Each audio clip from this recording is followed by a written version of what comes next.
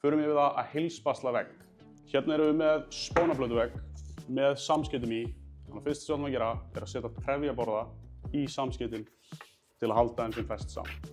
Síðan þegar að trefjaborðin er komin í, þá mælum við með rúlluspasli og svona spaslrúllu til að koma efninu á og draga sér úr því. Síðan þegar við erum að rúlla spaslun á, þá reynum við að rúlla því eins jöfnu á og mögulegt er til að þessi auðveldast að slétta úr því.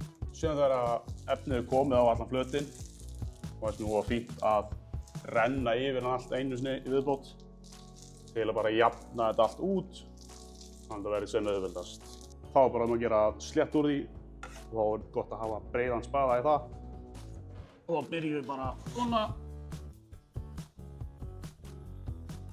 og förum sér aftur niður og fyllum í það sem þarf að fylla og reynum að ná þessu eins sléttu og mögulegt er.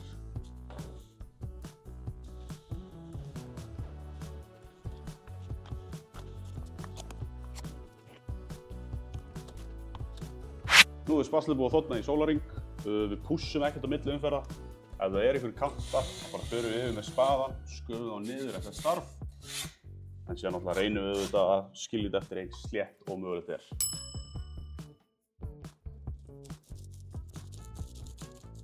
Síðan bara sama saga og með fyrri umferðina. Þegar efnið er komið á, þá bara drögum við úr því og gerum aðeins slétt að hægt er.